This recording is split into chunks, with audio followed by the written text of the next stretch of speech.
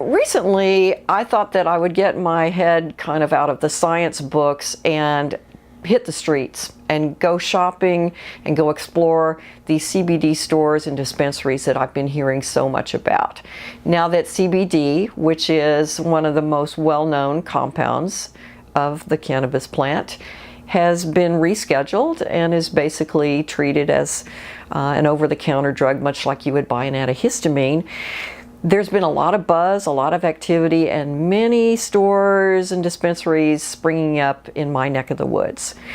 I had a lot of questions about CBD, and I wanted to directly confront people who shop there, as well as the owners and the employees working in these stores. And my questions included, what are people buying? What are they buying it for? What kind of people are coming in? Men, women, kids, millennials, older people. What seems to be selling? What's flying off the shelf? And most of all, what are people returning to buy over and over again? So in my view, it makes sense that you wouldn't buy something twice if it didn't work.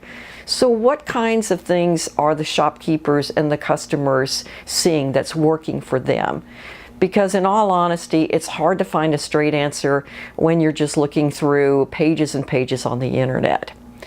When I went to these dispensaries, I had a number of revelations, and very positive revelations. First of all, what surprised me was the array and variety of forms of CBD were available for purchase. There were tinctures, there were vape pens, there were things you could smoke, there were things you could eat, there was even CBD infused coffee. There were products for animals, there were products in the form of creams and ointments topically applied. So that surprised me.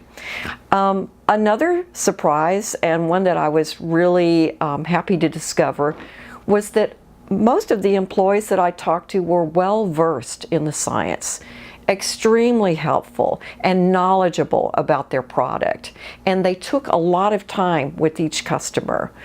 One employee told me that she spent an average of at least 20 minutes with each customer.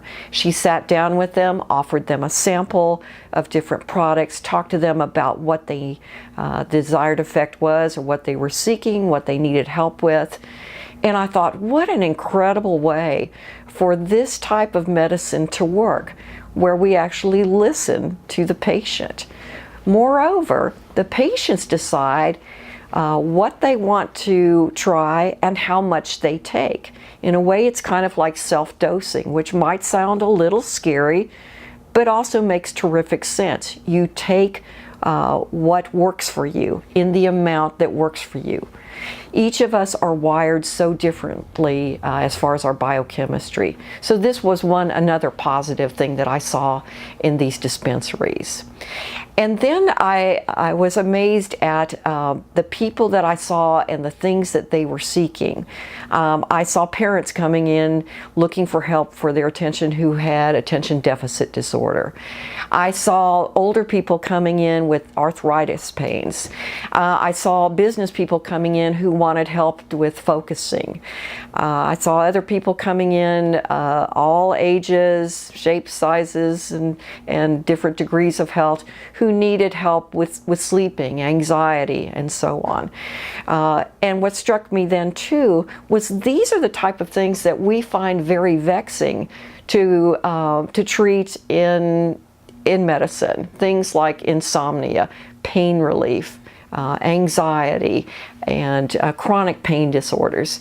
We don't do a very good job of treating these things, and they are the things that people return to their practitioners with over and over again. So that was surprising to me.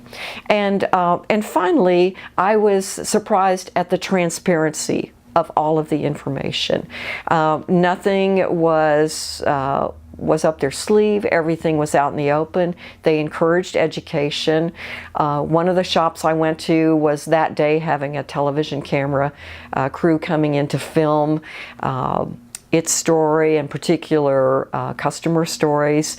So I felt like when people walk into that store, they get a good deal of information without even having to buy anything.